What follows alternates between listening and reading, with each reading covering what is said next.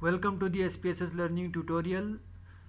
This is Shakil Ahmed. In today's tutorial, we learn how to construct a histogram and a scatter plot for a variable on a continuous scale. Previously, we learned how to construct a diagram and chart for a variable on qualitative or categorical scale. That was much simple, but and for the data on continuous scale, we can just plot the 5 number summary statistic through box plot, which we already learned in our previous lectures. In today's lecture, we first construct a histogram for a data on continuous scale. Again, go to the option of chart builder, and then send a variable on continuous scale to the y-axis. The age variable is already set here, and the option of histogram will automatically appear on the y-axis when you send a continuous variable on the x-axis. Let's see again. I will reset again to show how it works. uh, Send the option of bar chart in the chart preview box, and then drag a variable on continuous scale, which is age, to the x-axis. Then the y-axis will be automatically presented by histogram, and the statistic will also be filled with histogram. Then if you want to display a normal curve with your histogram, then click on the normal curve and then apply and click on OK. You will see the histogram with normal curve.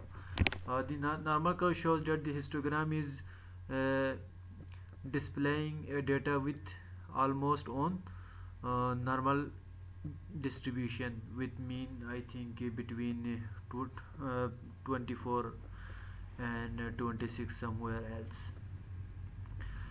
But this diagram shows the histogram, which is much complex, as these the bars are shown for every single point or single value. As you can see, as the first bar is constructed between 17.5 and 18.5 with a width of only 1 unit, which is uh, like more complex, or it is difficult to observe when the number of observation is much higher. So we change the number of bars, or the number of classes, or the width of class through the option of editor. Click on the display of diagram and you will see the dialog box. In the dialog box, you need to again click on bar and then set to the all histogram bar. You will see x-axis. uh, this was on automatic option, and we click on the custom to fix the number of intervals or width of interval. We set the number of interval to 5 to make 5 groups or 5 classes for the age data.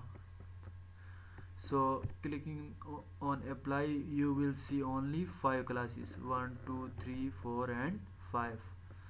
You can also set your interval width instead of number of interval. For example, I set the 3 as the interval width, then apply. You will see only 5 classes for interval width 3, and then click on close, and then uh, close. You will see the histogram. You can again construct a multiple histogram, uh, same as like we did in multiple bar chart, and you can also construct the bars with different patterns instead of colors. So now we construct a scatter plot between two variables to see the correlation between the two variables or relationship between the two variables. For this purpose we again go to the option of legacy dialog and then scatter or dot. Clicking on simple scatter and then define the two variables. Age of student is already on y-axis and I will send the student score to the x-axis, and then you can see the options for if you want to exclude any cases or you include the group with missing values, then you can click on this option.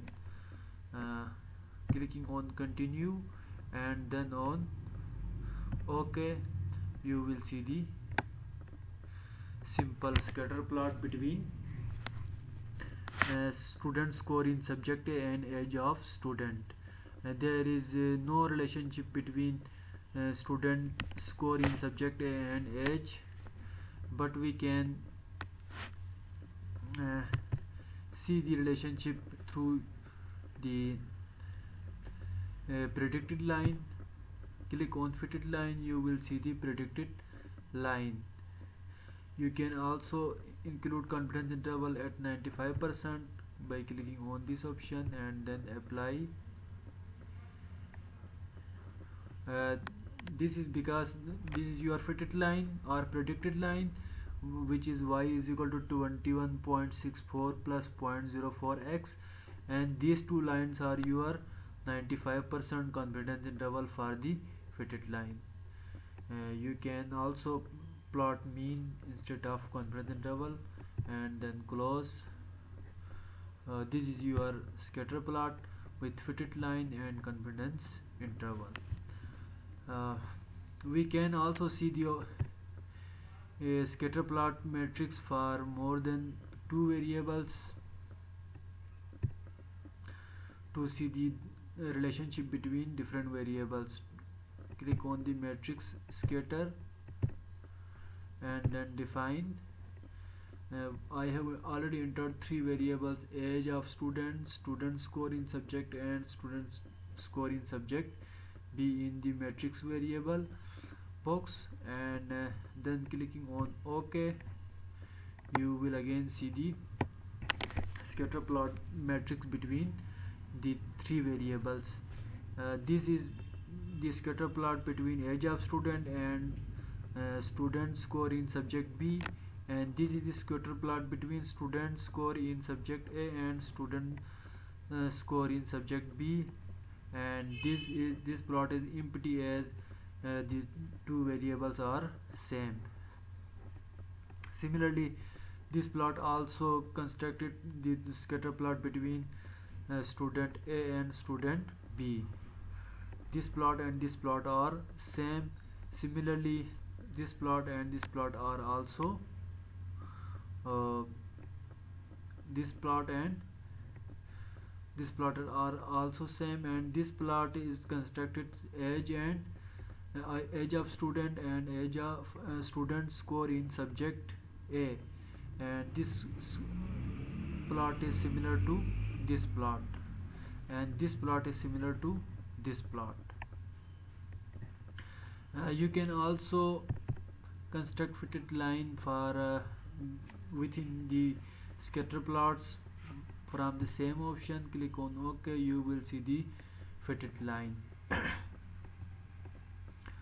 And you can also fit other type of lines like distance base line and other stepwise line by these options.